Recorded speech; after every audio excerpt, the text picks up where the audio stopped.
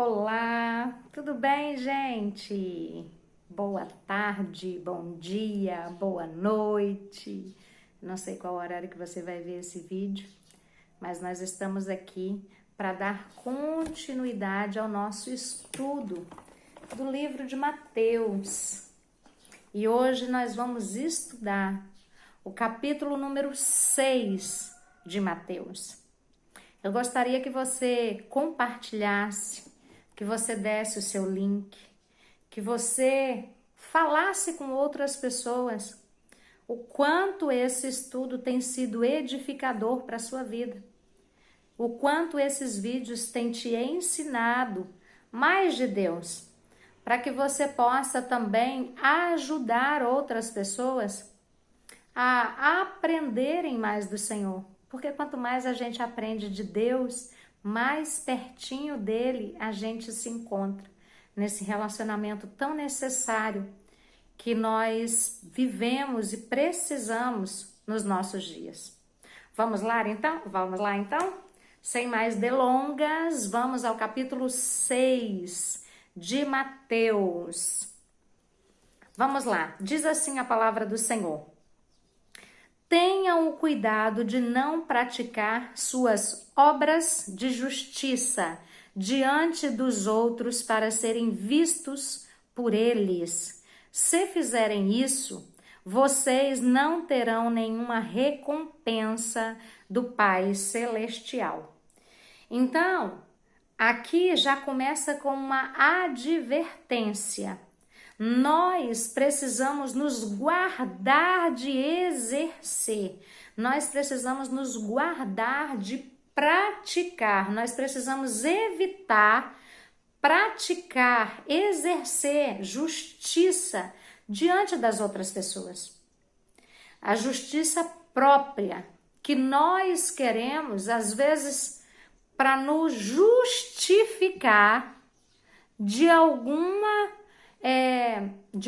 tipo de atitude que tivemos. Então nós precisamos nos guardar de querer se mostrar para as outras pessoas, porque quando nós fazemos isso, nós somos vistos por essas pessoas, aplaudidos por essas pessoas, e aí nós já recebemos dessa pessoa e dessas pessoas a recompensa que nós receberíamos de Deus.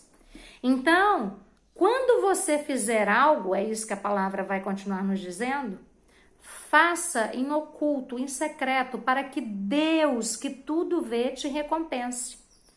Porque tudo aquilo que você receber de honrarias aqui nesse mundo, você vai deixar de receber no mundo celestial, você vai deixar de receber de Deus. Quando você aparecer naquilo que você está fazendo, você aparece para o ser humano e desaparece diante de Deus, porque tudo aquilo que você tem para receber de Deus, ou que você receberia de Deus, você está recebendo do ser humano aqui. Então, a palavra do Senhor nos diz, guardai de exercer, tenha cuidado de não praticar. Então, vamos lá? Verso 2. Portanto, quando você der esmolas, não anuncie isso com trombetas, como fazem os hipócritas nas sinagogas e nas ruas, a fim de serem honrados pelos outros. Eu garanto que eles já receberam sua plena recompensa. Não toque trombeta, não faça alarde, não faça barulho, não coloque na internet, não se vanglorie daquilo que você está fazendo para outra pessoa. Mesmo porque se você está dando algo para alguém e você anuncia, você mostra, você faz divulgação, você envergonha aqueles que estão precisando da sua ajuda naquele momento. Então isso é desagradável. Você que faz isso, você vai acabar recebendo exatamente aquilo que você queria. Você vai ser honrado, você vai receber o louvor das outras pessoas, porém não vai receber mais nada de Deus. E eu acho que receber de Deus é muito melhor do que receber de qualquer ser humano. Tanto que a palavra usada aqui é hipócritas, como fazem os hipócritas nas sinagogas. Pessoas que falam, mas não fazem aquilo que é correto. Que estão entregando, mas não estão entregando preocupado com aquele que está passando necessidade, mas está sendo hipócrita, fazendo aquilo para ser louvado pelas outras pessoas. Olha como ele é bom, olha como ela é boa, olha como ela faz as coisas para ajudar as outras pessoas. Então essa pessoa já está recebendo aqui, em vida, o louvor e a recompensa que ela deveria receber no céu. Então, muito cuidado. Como disse o verso 1, tenha cuidado de não praticar esse tipo de ação. Vamos lá, verso 3. Mas quando você der esmola, ajudar alguém, que a sua mão esquerda não saiba o que está fazendo a direita. É Deus que tudo vê, que vai te recompensar. Verso 4 continua dizendo, de forma que você preste a sua ajuda em segredo, e seu pai, que vê o que é feito em segredo, recompensará. Então, nós precisamos ver o nível que Deus quer, nível secreto. Faça em secreto, que a sua mão direita não saiba o que a sua mão esquerda está fazendo. Não é para você fazer alarde, não é para você divulgar, não é para você envergonhar o seu próximo que está passando por aquele momento de necessidade. Então, o que você fizer, faça em secreto, em segredo, e o seu pai que tudo vê te recompensará. É Deus que tudo vê, que traz a recompensa no tempo certo sobre a sua vida, que ajuda, que abençoa as outras pessoas. Vamos lá? Verso 5. Agora vai nos dizer sobre oração.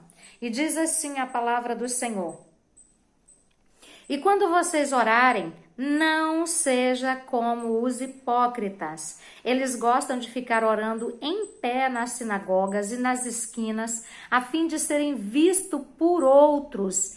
Eu asseguro que eles já receberam sua plena recompensa. Se você quer saber qual é o tipo de oração que um hipócrita faz, abra sua Bíblia em Lucas, capítulo 18, do verso 10 ao verso 14. Lá tem um exemplo de oração feita por um hipócrita. E você vai saber que tipo de oração é essa. Então, aqui está dizendo que quando nós formos orar, nós não podemos fazer como eles, ficando de pé, orando na frente das outras pessoas na igreja, nas esquinas, a fim de serem vistos.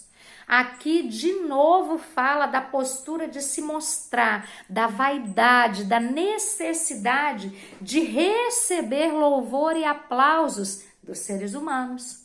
Então, a palavra do Senhor, ela condena esse espírito de querer se mostrar, de querer ser grande, às custas do que você faz, ou deveria fazer para o reino de Deus, mas que na realidade você está fazendo para buscar justiça própria, para buscar reconhecimento próprio aqui na terra. Então o Senhor condena e chama essas pessoas de hipócritas. Não se assemelhe a esse tipo de pessoa. Vamos lá. Verso 6 continua nos dizendo: mas quando você orar, vá para o seu quarto, feche a porta e ore ao seu pai que está em secreto. Então seu pai que vê em secreto o recompensará. Aqui Jesus está nos dizendo que nós devemos contar para Deus aquilo que é a nossa intimidade, aquilo que é a nossa limitação, aquilo que é as nossas dores, aquilo que é as nossas preocupações, aquilo que nos tira a paz, nós devemos falar para Deus. Não chegar no meio de outras pessoas e ficar falando coisas da sua intimidade, da intimidade do seu lar, daquilo que você tem preocupações dentro da sua casa. Quantas pessoas despreparadas que não são ensinadas, às vezes chega dentro da igreja e começa a falar e a orar em cima da vida do filho, do marido, da esposa, da mãe, do pai, do irmão, coisas que seria em secreto. E aí todo mundo fica sabendo daquilo que acontece dentro da casa da pessoa. Jesus Cristo nos aconselha a entrarmos para o nosso quarto e orarmos ao Senhor em secreto. É Deus que tem que saber a dor que existe dentro do seu coração. É Deus que precisa saber aquilo que te causa sofrimento, aquilo que te causa constrangimento. É Deus que quer ouvir da sua boca aquilo que traz choro, dor, tristeza, que precisa ser transformado, que precisa ser restaurado, que precisa de uma cura. É Deus que quer ouvir você verbalizar isso. Porque Ele já sabe, mas Ele quer que você verbalize essas dores. Então faça isso em secreto. Faça isso no seu quarto, no seu lugar de intimidade. Num lugar onde as pessoas não vão ter acesso aos segredos que você está contando para Deus. Então esse é um ensinamento de Jesus para nós. Verso 7 continua nos dizendo: e quando orarem, não fiquem repetindo a mesma coisa como fazem os pagãos. Eles pensam que por muito falarem serão ouvidos. O 8, não sejam igual a eles, porque o seu pai sabe do que vocês precisam antes mesmo de pedirem. Não imitem eles, não imitem os pagãos, fazendo orações repetitivas da mesma coisa. O que é uma oração repetitiva? Não é uma oração que você pede todo dia transformação para a sua vida, transformação para a sua casa, mudança de mente. Não. Oração repetitiva é aquela oração que você pega um texto e você fica lendo só aquilo ali, só aquilo ali, só aquilo ali. Sabe aquela oração no automático que a gente faz? Senhor, muito obrigada por esse dia, abençoa a minha noite, me dê um bom descanso, amém? Esse tipo de oração. O Senhor fala para a gente não fazer. Oração que repete 1000 vezes a mesma coisa todos os dias. Não. A oração é um caminho de convivência, de conhecimento, de relacionamento com Deus. Toda vez que você chega perto de alguém que você gosta, que você ama, que você vai conversar, você não conversa com essa pessoa de maneira fria. Não, você chega para essa pessoa e você conta várias coisas da sua vida. Isso torna o relacionamento. Jesus Cristo diz, não fique repetindo. Jesus não quer que os seus seguidores repitam frases feitas, mas que não tem sentido, que ali não está o seu coração, que ali não está a sua entrega, que ali não está a verdade do seu interior. Deus, Ele quer relacionamento. E relacionamento a gente só consegue quando a gente tem conversa, diálogo, verdade, sinceridade no nosso falar. Deu para entender? Vamos lá, verso 9. Mas Jesus continua dizendo, vocês orem assim, Pai nosso que está no céu, santificado seja o teu nome. Os 3 primeiros pedidos do Pai Nosso tratam das coisas de Deus, seu nome, seu reino e sua vontade. Então, quando nós vamos orar, a primeira coisa que Jesus nos mostra é Pai Nosso. A nossa oração tem destino certo.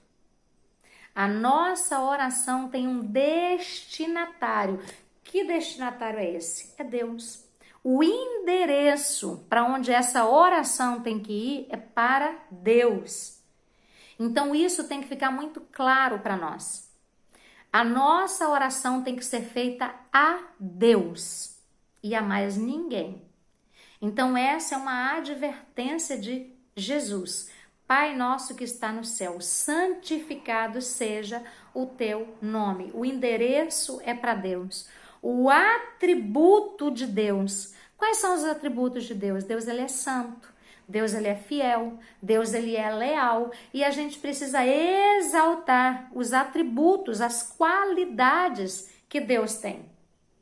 Precisamos buscar a vontade de Deus, a atmosfera espiritual de Deus sobre a nossa vida, sobre a nossa casa, sobre o nosso trabalho. Porque se você não chamar a Deus e chamar a presença de Deus, a atmosfera espiritual de Deus para a sua vida, tem que ter uma outra atmosfera ali. Se não é a de Deus, de quem é? Só tem dois. Tem a atmosfera espiritual maligna, tem a esfera espiritual santa e tem a esfera humana. Só que a esfera humana, ela tende a ser trevas e não luz. Porque a atmosfera espiritual humana, ela fala da nossa carne, ela fala da nossa vontade, ela fala do nosso desejo. E tudo isso também fala de trevas. Porque o nosso corpo tende ao pecado. O pecado, ele é, vamos colocar assim, o maior poder dentro de nós se nós não alimentamos a atmosfera espiritual. E como é que a gente alimenta? Através da palavra do Senhor, através do jejum, através da oração. Então nós precisamos buscar essa atmosfera espiritual. E precisamos também ter comprometimento com a palavra de Deus. Comprometimento. Vamos lá? Vamos continuar lendo. Então, no verso 9 diz: vocês orem assim: Pai nosso que estás no céu, santificado seja o teu nome. Venha o teu reino, seja feita a tua vontade, assim na terra como no céu. Dai-nos hoje o pão nosso de cada dia. Perdoa as nossas dívidas, assim como perdoamos os nossos devedores. E não nos deixe cair em tentação, mas nos livre do mal, porque teu é o reino, o poder e a glória para sempre. Então, o endereço é Deus. Precisamos reverenciar os atributos de Deus. Precisamos buscar que a vontade de Deus ela seja feita na nossa vida, como ela é feita no céu. E precisamos nos comprometer a perdoar as outras pessoas para que nós também sejamos perdoados. Que a vontade de Deus seja feita, né? Que Deus venha nos dar o alimento que precisamos. O alimento para hoje, o alimento para agora. É o Senhor que nos dá esse alimento que precisamos. E o verso 12 que fala: perdoa as nossas dívidas, assim como perdoamos os nossos devedores. É uma ação que produz uma reação. Nós perdoamos os ofensores. E assim Deus também nos perdoa. É uma via de mão dupla. Eu perdoo e sou perdoada. Eu sou perdoada e perdoo. Perdoar também, como nós perdoamos. Receber o perdão de Deus e passar esse perdão adiante. São duas coisas que sempre vêm junto. E você pode ver isso em Mateus capítulo 5, do verso 23 ao 24, no estudo anterior que nós fizemos. E você também pode ver em Marcos capítulo 11, no verso 25. Esta lição também é uma das parábolas que Jesus conta em Mateus capítulo 18, do verso 21 ao 35. Então nós precisamos perdoar para que nós possamos ser perdoados. E no verso 13 diz: nos livra do mal, livra-nos do maligno, livra-nos do diabo, livra-nos das tentações que vão vir sobre a nossa vida. É o que o Senhor continua nos dizendo, que nós precisamos buscar todo dia a proteção, o livramento, o cuidado de Deus, porque o inimigo, ele vem todos os dias tentando fazer com que a gente caia em tentação, fazer com que a gente erre o caminho. Então nós precisamos buscar de Deus esse livramento. Aí continua dizendo: pois teu é o reino, o poder e a glória para sempre. Estas palavras, elas são uma expressão de que nós cremos que Deus está no controle de todas as coisas, que dele é o poder, que dele é o reino, que dele e para ele pertence a glória de toda a humanidade. Porque é Deus que fez todas as coisas, nós somos criaturas, nós somos imagens do Senhor, tudo que Ele fez para nós, tudo que Ele criou para nós. Então tudo responde ao Deus que pode todas as coisas. E amém, amém significa assim seja, é uma concordância. É uma palavra de concordância para que seja ligado na terra e que seja ligado também no céu, aquilo que você acabou de orar e de pedir ao Senhor. Verso 14 nos diz assim: pois se perdoarem as ofensas uns dos outros, o Pai Celestial também perdoará vocês. Mas se não perdoarem uns aos outros, o Pai Celestial não perdoará as ofensas de vocês. Você pode ver que isso aqui é a complementação dos versos anteriores. É algo que é imposto por Deus. Se você perdoar a ofensa que os outros fazem a você, o Pai Celestial também vai te perdoar. Agora, se você se recusar a perdoar as outras pessoas, por mais que seja dolorido, por mais que você não queira perdoar essa pessoa, às vezes nós passamos por situação de muita humilhação, de muita dor, de muito constrangimento, e a gente não quer perdoar a outra pessoa. Primeiro, eu quero te dizer que perdão não é um sentimento. Perdão é uma decisão. Nós decidimos perdoar alguém não porque a gente é bom, mas porque se a gente não perdoar essas pessoas que nos fizeram mal, Deus também não vai nos perdoar. A nossa oração vai ser restringida ao teto.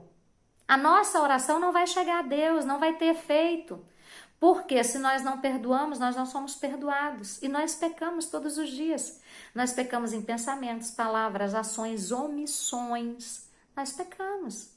Então nós precisamos do perdão de Deus todos os dias. E nós precisamos liberar perdão também todos os dias. Então, a gente não perdoa a outra pessoa porque a gente é bonzinho. Não. A gente perdoa a outra pessoa porque nós somos inteligentes e nós não queremos a nossa comunhão com Deus quebrada por causa de uma desavença humana. Por causa de um entristecimento que um pecador como você fez no seu coração. Não importa qual seja o tamanho do perdão que você tenha que liberar. Ore a Deus e o Espírito Santo vai fazer com que o seu coração, com o passar do tempo e o passar da oração, libere completamente essa pessoa. E assim você também vai ser liberado no mundo espiritual. Amém? Vamos dar continuidade. Verso 16 nos diz assim: quando jejuarem, não mostrem uma aparência triste como os hipócritas, pois eles mudam a aparência do rosto, a fim de que os outros vejam que eles estão jejuando. Eu digo verdadeiramente que eles já receberam sua plena recompensa. De novo está dizendo de pessoas que estão se mostrando, querendo aparecer, mostrando um semblante caído, mostrando que está sendo penoso, doloroso.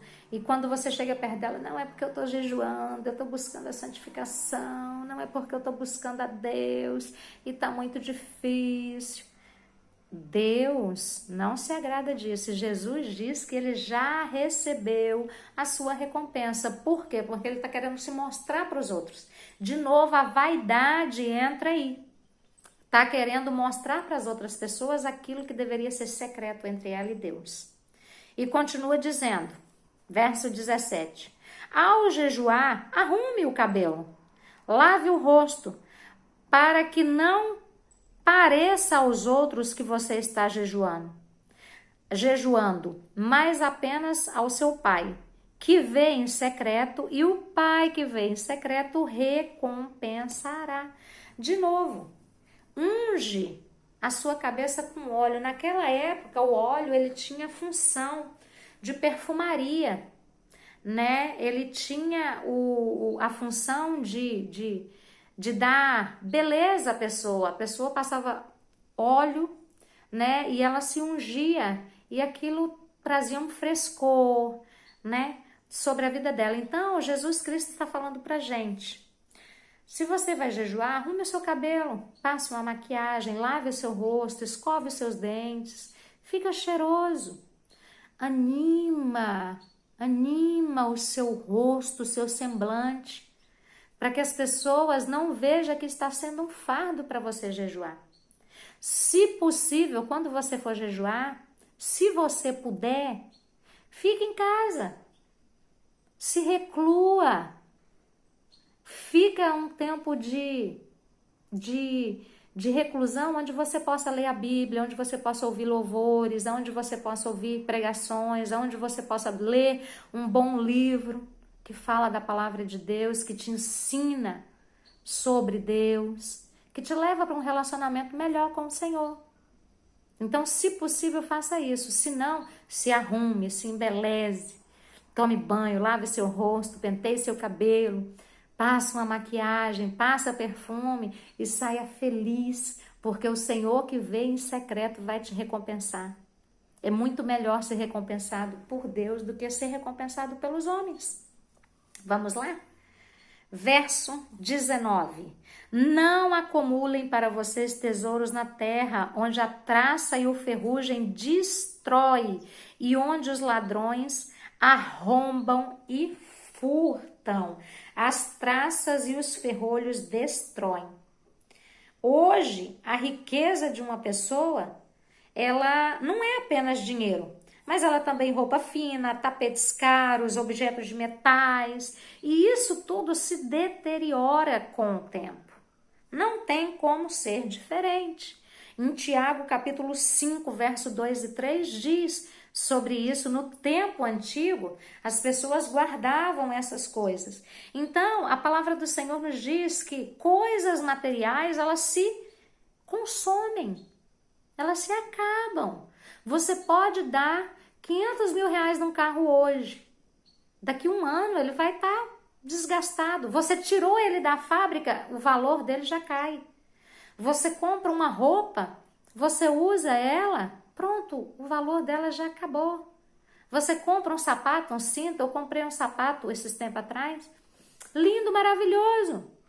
Eu deixei ele guardado há algum tempo, quando fui usar, ele estava todo esfarelando. E aí? Aqui, tudo que a gente constrói se consome, se perde.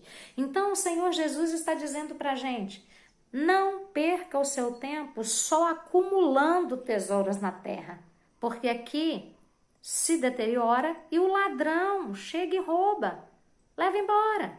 E continua dizendo, verso 20, mas acumulem para vocês tesouros no céu, onde a traça e a ferrugem não destrói, e onde os ladrões não arrombam nem furtam. Pois onde estiver o seu tesouro, aí também estará o seu coração. O seu coração, o seu tesouro, ele está no céu ou ele está na terra? O seu coração aqui fala de alma, fala de vontade, de querer.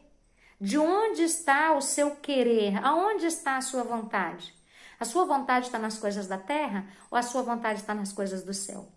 Você é uma pessoa que no dia que tem culto, que tem missa, que tem celebração na sua igreja, você fica trabalhando ao invés de ir? Ou você se despede das coisas e deixa ali para você fazer depois, quando você puder, e vai para a casa do Senhor? Aonde está o seu coração? Aonde está o coração de vocês? Nós dedicamos nosso interesse, nosso amor, às coisas que são mais preciosas para a gente. Então, se o seu coração está em roupas finas, em carro, em casa, você vai deixar de estar na casa do Senhor adorando a Ele para estar limpando a sua casa, para estar cuidando daquilo onde está o seu coração. Então, muito cuidado, porque aonde estiver o seu coração, a sua alma, o seu interesse, a sua preciosidade, ali está o seu tesouro. Então, precisamos ter cuidado. Se esse tesouro está sendo investido aqui na terra ou se esse tesouro está sendo investido no céu. Verso 22. Os olhos são a candeia do corpo. Se os olhos forem bons, todo o seu corpo será cheio de luz. Mas se os seus olhos forem maus, todo o seu corpo será cheio de treva. Portanto, se a luz que está dentro de você são trevas, que tremendas trevas são. Pessoas que têm brilho no olhar. Pessoas que você conversa com ela, o olhar dela diz verdade. O olhar dela traz paz. O olhar dela traz convicção, alegria, firmeza. E existem pessoas que no olhar dela existe maldade, malícia. No olhar dela existe julgamento, condenação, inveja, cobiça. Então, a palavra do Senhor aqui nos diz que os nossos olhos são a candeia, são a luz do nosso corpo. Se os nossos olhos forem bons, nós vamos poder olhar até para situações adversas, as situações difíceis. Mas os nossos olhos, por serem luz, vão ministrar luz sobre aquela situação de contenda, de traição, de engano. A gente vai olhar com um olhar de bondade, de misericórdia, de perdão. Agora, se forem trevas, nós vamos olhar condenando, nós vamos olhar julgando, nós vamos olhar massacrando. E diz que se o nosso olhar for assim, de trevas, grandes trevas existem dentro do nosso coração. Então, quer dizer que não são só os olhos. Os olhos é o que nos dá acesso àquilo que nós enxergamos. Mas se os nossos olhos forem maus, essa maldade vai sendo brotada dentro do nosso coração e da nossa mente. E até nos gestos mais singelos a gente vai ver malícia e maldade. Então, muito cuidado, porque nós somos 70% visuais. Então, aquilo que a gente vê é aquilo que capta o nosso cérebro. E se você, com os seus olhos, forem trevas, quão grandes trevas serão o seu coração. Então, mude a sua maneira de olhar. Peça a Deus para que Ele toque nos seus olhos, coloque colírio do céu, se for necessário, para que você possa enxergar sem tanta maldade, sem tanta malícia, sem tanto rancor, sem tanta vaidade, muito menos julgamento. Porque o Senhor pode transformar todas as coisas. Foi Ele que fez os seus olhos. E se você pedir, Deus vai trazer luz para os seus olhos, bondade para os seus olhos. Vamos continuar lendo? Então, os olhos são a luz do corpo. Verso 24. Ninguém pode servir a dois senhores, pois odiará um e amará o outro, ou se dedicará a um e desprezará o outro. Vocês não podem servir a Deus e ao dinheiro. Senhores, a palavra do Senhor nos diz que o dinheiro também é um senhor para muitas pessoas. O dinheiro, ele toma um lugar daquele que movimenta a vida da outra pessoa. O dinheiro está sendo chamado de senhor porque ele tem escravos. Existem pessoas que são escravos do dinheiro, escravas da ganância, escravas do trabalho. O trabalho não é algo que ela faz porque ela precisa das coisas humanas, terrenas. Mas ela trabalha porque ela tem uma satisfação, porque ela é escrava do dinheiro, daquilo que o trabalho traz para ela. Então, Jesus diz que nós não podemos servir a dois senhores, porque ou nós vamos amar um e odiar outro, ou nós vamos aborrecer um e desprezar o outro. Então, ou você ama o dinheiro e se torna escravo dele, ou você ama a Deus e se torna servo, filho de Deus, filha de Deus. Tem pessoas que vão na igreja, congrega na igreja, canta na igreja, fala do amor de Deus na igreja, mas quando é para dizimar e ofertar, ela vira a cara até pro outro lado. Por quê? Porque ela é escrava do dinheiro. Ela tem dó de devolver para Deus aquilo que Deus já deu para ela. Porque Deus deu saúde para ela trabalhar e conseguir aquele dinheiro. Então ela não conseguiu por honra e mérito próprio. Foi Deus que deu. Mas ela tem avareza no coração. Dó de dar a Deus. Então Jesus está dizendo aqui, a riqueza, ela pode se tornar um senhor que escraviza as outras pessoas. Riqueza fala de Mamon. Mamon era um deus da riqueza que as pessoas serviam a ele. Nós precisamos decidir servir a Deus ou servir ao falso deus Mamon, a riqueza, o dinheiro.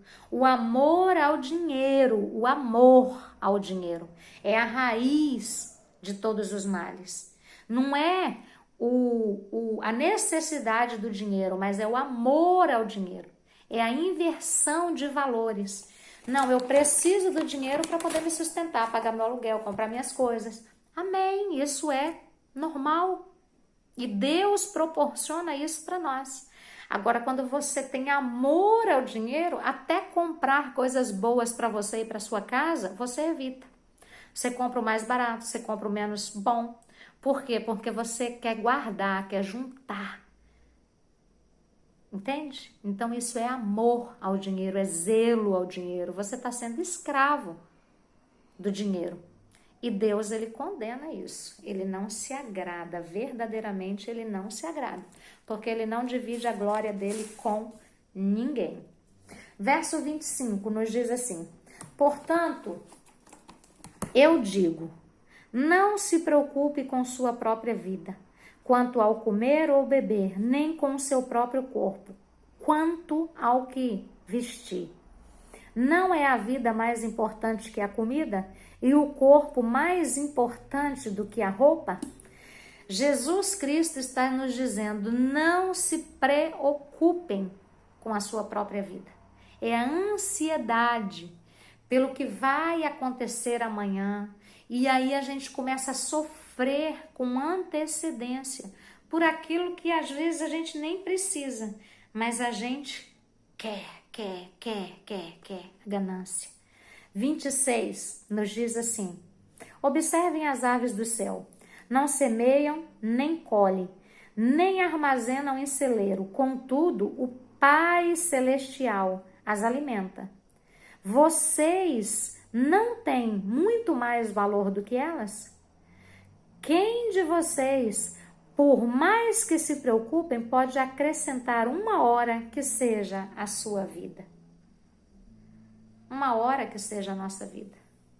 Não. Os pássaros, eles não colhem, eles não plantam, eles não guardam, mas Deus é aquele que provê sobre a vida dos animais. E a gente vê que isso é verdade. Quando a gente consegue alcançar um nível de relacionamento com Deus, até as coisas mais mínimas que a gente deseja, Deus, Ele traz para a nossa vida. Ele diz, não se preocupem. Vocês não podem acrescentar nenhuma hora à vida de vocês. Vocês não podem acrescentar nada à vida de vocês. Porque Deus é aquele que cuida.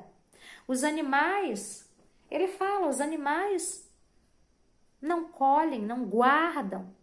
E nem por isso ficam sem comer. Eles comem o que vai satisfazer eles hoje. Amanhã, Deus traz para a vida deles e eles se alimentam de novo. Assim também tem que ser na nossa vida. Nós precisamos nos preocupar com as coisas de Deus. Verso 28. Por que vocês se preocupam com roupa? Vejam como crescem os lírios no campo. Eles não trabalham nem tecem. Contudo, eu digo que nem Salomão, em todo o seu esplendor, vestiu-se como um deles. Vê que a preocupação do ser humano é o vestiário, é a roupa. É como vão se apresentar para as outras pessoas. É como vão estar se portando diante das outras pessoas com as vestimentas, com as roupas. Jesus diz, por que vocês se preocupam com as roupas? É a aparência. É aquilo que você vai mostrar para as outras pessoas. Ele continua dizendo que nem os lírios dos campos. Os lírios dos campos são a coisa mais linda que tem. Nem Salomão, com toda a sua glória, toda a sua riqueza, conseguiu se vestir como um deles. Deus, ele tem cuidado de nós. Deus, ele não tem deixado faltar. Por que essa preocupação tão grande na aparência, naquilo que você vai mostrar para as outras pessoas? De não poder repetir uma roupa que você usou? Isso é vaidade, gente. Isso não nos leva a nada. Deus, ele está preocupado com a sua maneira de se portar e não com a roupa que você está vestindo. É lógico que você não vai vestir roupas escandalosas, roupas que trazem a sensualidade para o seu corpo, roupas que vão fazer com que as pessoas olhem para você e olhem e vejam que as palavras que saem da sua boca não condiz com o que você está vestindo. Isso não é certo também. Mas você não precisa ficar se preocupando em aparecer para as outras pessoas através das roupas que você veste, através do valor que você deu na roupa. Porque Deus diz que os lírios do campo, eles são muito mais bonitos, mais lindos e perfeitos do que Salomão, com toda a sua glória. E isso é algo que nós devemos trazer à nossa memória todos os dias. Verso 30.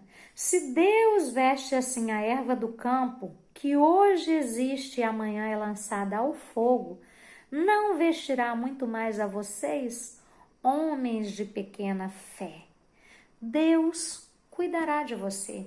Deus continuará cuidando de você, assim como cuidou até hoje. Verso 31. Portanto, não se preocupem dizendo que vamos comer, ou que vamos beber, ou que vamos vestir, pois os pagãos é que correm atrás dessas coisas. Mas o Pai Celestial sabe que vocês precisam delas. Então, Jesus diz que as pessoas que não servem a Deus correm atrás dessas coisas. Mas as pessoas que servem a Deus, essas coisas alcançam elas. Que as bênçãos de Deus nos alcançam por trás.